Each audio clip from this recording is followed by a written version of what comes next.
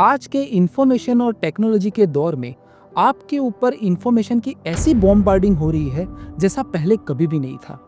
आपके बच्चे की हेल्थ और डाइट के बारे में भी आपको इंफॉर्मेशन का इतना प्रसाद मिल रहा है कि कौन सा खाना और कौन सा नहीं खाना वो जानना भी मुश्किल है।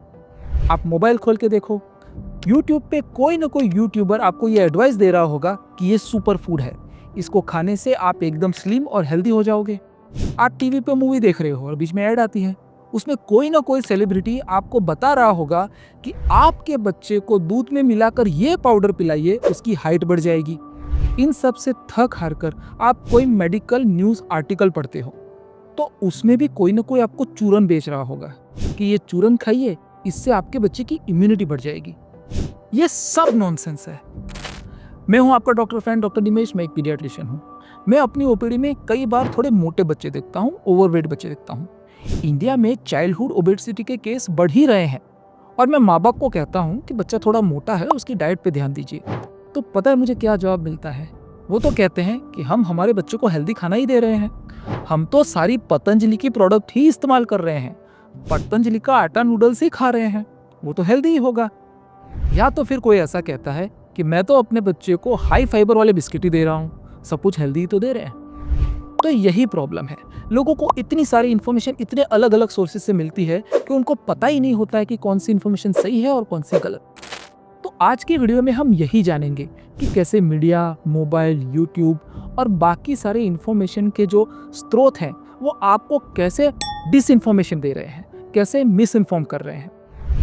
ये मिस इन्फॉर्मेशन की शुरुआत 1960s में ही हो गई थी। 1960s में पैकेट फूड की इंडस्ट्रीज बहुत बड़ी थी। पैकेट फूड में चॉकलेट आ जाते हैं, बिस्किट्स आ जाते हैं, चिप्स आ जाती है, आइसक्रीम्स आ जाते हैं, ब्रेड्स आ जाते हैं, कोल्ड ड्रिंक्स आ जाती है। ये इंडस्ट्री बहुत बड़ी थी और मार्केट भी बहुत बड़ा था। अब प्रॉब्लम यह है कि ये जो पैकेट फूड बनाया जाता है उसमें बहुत सारी शुगर इस्तेमाल होती है। शुगर के साथ साथ बहुत सारा रिफाइंड कार्बोहाइड्रेट भी इस्तेमाल होता है। अब ये दोनों ही चीजें आपके बच्चे की हेल्थ के लिए अच्छी नहीं है, ये बात उनको भी पता थी। तो उन्होंने क्या किया? उन्होंने कुछ डॉक्टर और साइंटिस्ट को हायर किया और कुछ स्टडीज को फाइनेंस भी किया। 1984 से पहले साइंटिस्ट अगर कोई स्टडी करते हैं तो उनको ये बताना जरूरी नहीं था कि इस स्टडी के लिए पैसे कहाँ से आए, उनको फाइनेंशियल इंफॉर्मेशन दिखाने की जरूरत नहीं थी। तो ऐसी पैकेट फूड इंडस्ट्रीज ने बहुत स्टडी करी और स्टडी के रिजल्ट को भी मैनिपुलेट किया। और मैनिपुलेट करके उन्होंने क्या दिखाया? उन्होंने ये दिखाया कि आपकी हेल्थ के लिए फैट अच्छा नहीं है, सैचुरेटेड फैट अच्छा नहीं है। सैचुरेटेड फैट की वजह से आप अनहेल्दी होते हो और आपके हार्ट पे भी एडवर्स इफेक्ट होती है। उन्होंने फैट को विलन बना दिया। और स्टडीज के रिजल्ट में क्या दिखाया गया कि शुगर की आपके हार्ट के ऊपर कोई डायरेक्ट लिंक नहीं है और बहुत स्ट्रॉन्ग लिंक नहीं है। तो शुगर और रिफाइंड कार्बोहाइड्रेट की इफेक्ट को डाउन प्ले किया गया। मैं अभी ये जो कुछ भी कह रहा हूँ वो कोई नई बात नहीं है। 11 सितंबर 2016 को द न्यूयॉर्क टाइम्स में यह लेख छप चुका है। उसमें कौन सी स्टडी को पैकेट फूड इंडस्ट्रीज ने फाइनेंस किया था और उसके रिजल्ट क्या थे वो भी छप चुका है। साइंटिस्ट के नाम और डॉक्टर्स के नाम भी छप चुके हैं। तो मैं उस आर्टिकल की लिंक डिस्क्रिप्शन में डाल दूंगा, आप खुद भी चेक कर सकते हो। ऐसा सच में हुआ था। इन सबसे नुकसान क्या हुआ कि 30-40 साल तक हम यही समझते रहे कि फैट खराब है, फैट खराब है, फैट खराब है और शुगर खराब नहीं है। हमको ये समझने में 30-40 साल लग गए कि एक्चुअली फैट आपकी हेल्थ के लिए ज़रूरी ही होती है, पर शुगर और रिफाइंड कार्बोहाइड्रेट आपकी हेल्थ के लिए अच्छा नहीं है। उसमें हमको टाइम लग गया। अब ये जानते हैं कि ये पैकेट फूड इंडस्ट्रीज लेबल से आपको कैसे बेवकूफ़ बनाती है, धोखा देती है। उसके दो लेबल होते हैं। आगे की तरफ एक लेबल होता है जिसके ऊपर बड़े बड़े अक्षरों में लिखा होता है और पीछे की तरफ मेन लेबल होता है। अब हर आदमी डॉक्टर या न्यूट्रिशनिस्ट तो है नहीं, उसका न्यूट्रिशन और डाइट के बारे में जो नॉलेज है वो बहुत बेसिक होता है। तो वो बेसिक नॉलेज के अंदर जो गैप है उसका इस्तेमाल वो लेबल बनाने के लिए करते हैं। कुछ एग्जाम्पल देखते हैं। लोगों को पता है कि फ्रूट्स आपकी हेल्थ के लिए अच्छे होते हैं, फ्रूट जूस भी आमतौर हेल्दी ही होता है। तो ये लोग लेबल पे क्या लिखते हैं आगे की तरफ? 100% नेचुरल, 100% फ्रूट जूस। अब जो चीज़ पैकेट में मिल रही है वो 100% नेचुरल कैसे हो सकती है? इंडिया में ट्रॉपिकाना और रियल जूस ने बहुत टाइम तक 100% लिखना चालू रखा था। हालांकि उन्होंने अभी ये लिखना बंद कर दिया है क्योंकि जो नई FSSAI की गाइडलाइन आई है उनमें उनको ऐसा लिखने से मना किया गया है। अब आगे की तरफ लिखा है 100% नेचुरल या 100% फ्रूट जूस लिखा है, लेकिन जब आप पीछे का मेन लेबल देखते हो तो पता चलता है कि उसमें सिर्फ 20% ही जूस है। किसी किसी में 15% है, किसी किसी में 19% है। 100% होना तो पॉसिबल ही नहीं है ना। अब ये जो बच्चों की ग्रोथ के लिए जो पाउडर मिलता है, जिसे आप दूध में डाल के भी पिला सकते हो, बहुत सारी ब्रांड्स है, हॉर्लिक्स है, कॉम्प्लान है, बहुत सारी ब्रांड्स है। तो उनके आगे के लेबल पे क्या लिखा होगा? तैयार इस जीत की, for strong bones, for strong muscles, immunity के लिए। आगे के लेबल पे ये सब लिखा होगा। उसको देख के आपको लगेगा ही ना, कौन सा माँ बाप ये नहीं चाहेगा कि उसके बच्चे के मसल्स और बोन स्ट्रॉन्ग हो, तो आगे का लेबल देखेगा। लेकिन जब आप उसको घुमा के पीछे देखते हो तो आप देखते हो कि उसमें 50 ग्राम तक शुगर है। इतनी सारी शुगर हेल्दी नहीं है। हाँ, ये बात जरूर है कि vitamin B1, B2, vitamin C ये सब उसमें डाला हुआ है और ये सब चीज हेल्दी है, लेकिन उसको इतने सारे शुगर के साथ देना जरूरी है क्या? बिल्कुल जरूरी नहीं है। अब ऐसा ही एक एग्जांपल देखते हैं।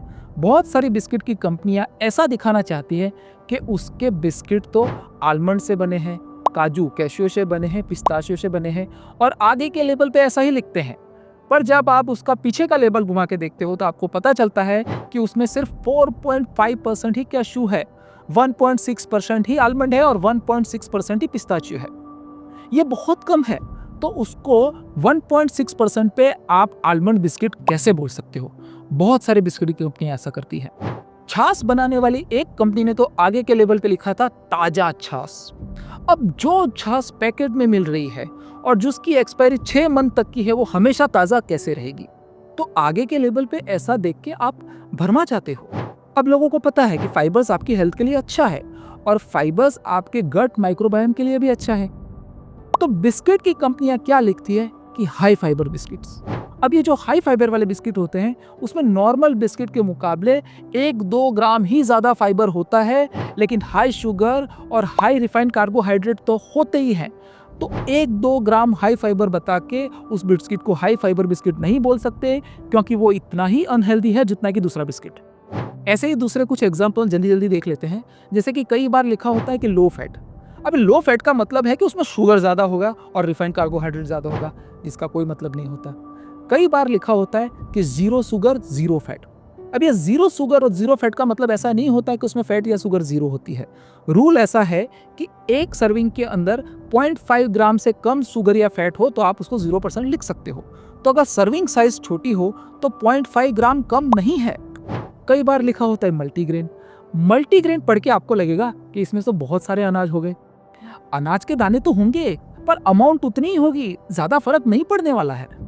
अब दूसरा क्या होता है कि शुगर बहुत सारे अलग अलग नाम से आती है, और वो नाम भी ऐसे होते हैं कि वो नाम पढ़ के आपको पता ही नहीं चलेगा कि ये शुगर है। ऐसे ही कुछ शुगर के नाम आपको बता रहा हूँ जो मैं यहाँ साइड पे लिख के रखता हूँ। ये सब लिखा हुआ मतलब है कि ये सब शुगर ही है, शुगर के अलग अलग तरह के नाम हैं। तो आप अगर किसी इंग्रेडिएंट्स में ये सब भी देखें तो ये सब भी शुगर ही है। अब आप इससे बच कैसे सकते हो? तो इससे बचने का तरीका ये है कि आपको थोड़ा नॉलेज बढ़ाना पड़ेगा और ये देखना पड़ेगा कि जिसके भी इंग्रेडिएंट की लिस्ट बहुत लंबी है वो चीज़ जनरली हेल्दी नहीं होती है। और ये भी देखिए कि सबसे पहले 3 जो इंग्रेडिएंट्स हैं, सबसे ज़्यादा इस्तेमाल होने वाले इंग्रेडिएंट्स है उस चीज़ के लिए, वो क्या क्या है। अगर उसमें रिफाइंड कार्बोहाइड्रेट ज़्यादा है, शुगर ज़्यादा है, तो वो आपके लिए अच्छा नहीं है। अब ये जानते हैं कि सेलिब्रिटीज़ आपको बेवकूफ़ कैसे बनाते हैं। सेलिब्रिटी मतलब वो कोई एक्ट्रेस हो सकती है, एक्टर हो सकता है, बहुत बड़ा क्रिकेटर हो सकता है, या फिर ऐसा कोई जाना माने व्यक्ति कि जिसे लोग जानते हो, उसकी बात सुनते हो या मानते भी हो। सेलिब्रिटीज़ के साथ प्रॉब्लम ये होता है कि वो रियल लाइफ में कुछ और करते हैं और ऐड किसी और की करते हैं। एक एग्जाम्पल लेते हैं, आलिया भट्ट। आलिया भट्ट फ्रूटी की ऐड में आती है, पर्क चॉकलेट की ऐड में आती है और कॉर्नेट आइसक्रीम की ऐड में आती है। ये तीनों जंक फूड है, बच्चे की हेल्थ के लिए अच्छा नहीं है। तो क्या आलिया भट्ट ये खाती है? बिल्कुल नहीं। एक इंटरव्यू में आलिया भट्ट ने कहा था कि वो शुगर को बिल्कुल नहीं लेती है और ये भी कहा था कि शुगर आपकी हेल्थ के लिए अच्छा नहीं है। अच्छा नहीं है शुगर। शुगर अच्छा नहीं है। शुगर अगर खा रहे हो तो have it in the form of fruits, but don't have sugar. Sugar बाजी, बहुत आपकी बुरा मम्मी होता ये है। बात। अब शाहरुख खान है, अजय देवगन है, अक्षय कुमार है, वो विमल इलायची की ऐड करते हैं। हमको पता है कि विमल क्या क्या बना रहा है। तो क्या ये तीनों लोग ये खाते होंगे? बिल्कुल नहीं। ऋतिक रोशन और कैटरीना कैफ ने जोमेटो की ऐड की थी।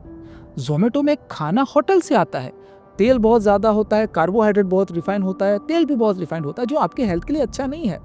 तो कितनी बार वो लोग जोमेटो से खाना मंगा के खाते होंगे? बहुत रेयरली, क्योंकि ये सब जो मैंने नाम बोले हैं, ऋतिक रोशन, कैटरीना कैफ, आलिया भट्ट, तो दूसरे सारे, वो बहुत हेल्दी हैं, वो अपने हेल्थ का बहुत ख्याल रखते हैं और ऐसी वैसी चीज़ अपने पेट में नहीं डालते हैं वो लोग। अब ये जानते हैं कि ये जो टीवी पे और मोबाइल पे ऐड आती है, एडवर्टाइज, वो आपको कैसे बेवकूफ़ बनाती है। देखो, एडवर्टाइज बनाने वाले लोग बहुत ही इंटेलिजेंट होते हैं। वो एरिया के कल्चर के हिसाब से और लोगों के जनमानस के हिसाब से एडवर्टाइज बनाते हैं ताकि वो ज़्यादा से ज़्यादा लोगों तक पहुँचे। इसी की वजह से इंडिया की एड फॉरेन की एड से बहुत अलग होती है। एक एग्जांपल देखते हैं। एक एड में क्या दिखाते हैं कि बच्चे पार्क में खेल रहे हैं और दो माएँ बात कर रही है, और एक माँ क्या बोलती है कि मेरे बच्चे की हाइट ही नहीं बढ़ती, क्लास में सबसे छोटा है, वो बार बार बीमार पड़ता है, पढ़ने में उसका ध्यान नहीं लगता। तो दूसरी माँ क्या बोलती है? दूसरी माँ बोलती है कि ये पाउडर आप अपने बच्चे को दूध में डाल के दें और उसकी हाइट बढ़ जाएगी, उसके सारे प्रॉब्लम सॉल्व हो जाएंगे। अब ये देखिए यहाँ हो क्या रहा है। यहाँ एक माँ की प्रॉब्लम दिखाई जाती है, वो ज़्यादातर माँओं को होती है। बच्चा बीमार पड़ रहा है, पढ़ने में उसका ध्यान नहीं है, उसकी हाइट भी कम है, ये प्रॉब्लम सब माँओं को होती है। तो एक प्रॉब्लम आपको दिखा रहे हैं और उसका सॉल्यूशन वो क्या दे रहे हैं? वो अपनी प्रोडक्ट आपको चिपका रहे हैं कि ये पाउडर दीजिए, दूध में डाल के दीजिए, आपका सब कुछ सॉल्व हो जाएगा, लेकिन रोज दीजिए। अब ऐसी एक सिचुएशन देखते हैं। 6 महीने का जब बच्चा हो जाता है तो बच्चे को माँ के दूध के सिवा दूसरी चीज़ भी धीरे धीरे चालू करनी होती है। ये बहुत कॉम्प्लिकेटेड टॉपिक होता है और बहुत माँओं को पता ही नहीं होता है कि क्या देना चाहिए, क्या नहीं देना चाहिए, कितना देना चाहिए। ये एक जेन्युइन प्रॉब्लम है माँ की। तो ये जो माँ की प्रॉब्लम है वो फैक्ट है, तो उसका सॉल्यूशन वो क्या दे रहे हैं? सेरेलैक दे दो। अब सेरेलैक में हम जानते हैं कि सेरेलैक भी एक प्रकार का प्रोसेस फूड ही है, और हमने ये भी देखा है कि सेरेलैक में जो शुगर होता है वो ज़्यादा होता है, और इस पे एक बहुत बड़ी कंट्रोवर्सी भी हुई थी, वो सब जानते हैं, और उसके ऊपर मैंने एक वीडियो भी बनाया है जो आपको चैनल पे मिल जाएगा। एक और एग्जांपल देखते हैं। माँ बाप को हमेशा ये प्रॉब्लम रहती है, हमेशा उनकी ये कंप्लेंट रहती है कि बच्चा स्कूल जाने से पहले कुछ खाता नहीं, सुबह उठता है, जाने से पहले उसको टाइम नहीं मिलता, माँ बाप को भी खाना या नाश्ता बनाने का टाइम नहीं मिलता और बच्चा भूखे पेट स्कूल चला जाता है। तो एक प्रॉब्लम है, ये एक फैक्ट है। तो उसका सॉल्यूशन वो क्या दे रहे हैं? आपको ब्रेकफास्ट के सीरियल्स दे रहे हैं, केलॉग्स के सीरियल्स दे रहे हैं। अब केलॉग्स के सीरियल में बहुत ज़्यादा रिफाइंड कार्बोहाइड्रेट और शुगर होता है जो कि हेल्थ के लिए अच्छा नहीं है, पर आपकी प्रॉब्लम को वो सॉल्यूशन में अपनी प्रोडक्ट चिपका रहे हैं। एक और एग्जांपल देखते हैं कि एक लड़की दिखाई जाती है जो कि थोड़ी काली है, उसकी शादी नहीं हो रही, वो परेशान है, उसको नौकरी नहीं मिल रही, वो कंफर्टेबल भी नहीं है, सक्सेसफुल भी नहीं है। उसके बाद वो एक क्रीम लगाना चालू करती है, वो गोरी हो जाती है, उसकी शादी हो जाती है, उसको नौकरी मिल जाती है, वो सक्सेसफुल हो जाती है, उसकी सारी प्रॉब्लम सॉल्व हो जाती है। तो लड़कियों की जो प्रॉब्लम है उसका सॉल्यूशन वो क्या बता रहे हैं? एक क्रीम जो उसको गोरा बना दे। अब इस पे बहुत बड़ी कंट्रोवर्सी हुई थी, उसी की वजह से फेयर एंड लवली ने अपना नाम चेंज करके ग्लो एंड लवली कर दिया है। और पहले भी वो लोग यही बोलते हैं कि हम ऐसा दावा नहीं करते हैं कि हमारी क्रीम लगाने से आप गोरे हो जाओगे, हमारी क्रीम तो सिर्फ निखार देती है। क्या एड देख के आपको ऐसा कभी लगा? अब आप कहोगे कि मैं क्या चाहता हूँ? मैं ये चाहता हूँ कि सारी ही फूड प्रोडक्ट्स बैन हो जाए, बंद हो जाए। नहीं, हम ऐसा नहीं कर सकते, क्योंकि ये एक फ्री कंट्री है और सबकी अपनी अपनी मर्जी होती है। फूड पैकेट की मार्केट में जगह है और उसका बहुत बड़ा मार्केट है। मेरी प्रॉब्लम यह है कि जो फूड पैकेट इंडस्ट्रीज है, पैकेट फूड की जो इंडस्ट्री है, वो चाहती है कि उनकी प्रोडक्ट्स आपकी डेली लाइफ का हिस्सा बन जाए ताकि वो ज़्यादा बिके और उनको ज़्यादा मुनाफा हो। वो चाहते हैं कि आप अपने बच्चे को रोज नाश्ते में ब्रेकफास्ट सीरियल दें। वो चाहते हैं कि आप रोज अपने बच्चे को दूध में उनका दिया हुआ पाउडर मिला के पिलाएं। वो चाहते हैं कि आपकी बेटी रोज वो क्रीम लगाए। मुझे इससे प्रॉब्लम है। फूड पैकेट फूड की जगह है, पर वो डेली के लिए नहीं। अब दिवाली के दिन खाइए, आप होली के दिन खाइए, आप किसी दिन खा सकते हो। मैं ये नहीं चाहता कि आप इन सब चीज़ों को अपनी डेली डाइट, डेली रूटीन का हिस्सा बनाएं। इसी के साथ वीडियो खत्म होता है। मैं आपका डॉक्टर फ्रेंड डॉक्टर निमेश। अपना ध्यान रखिएगा। Good bye.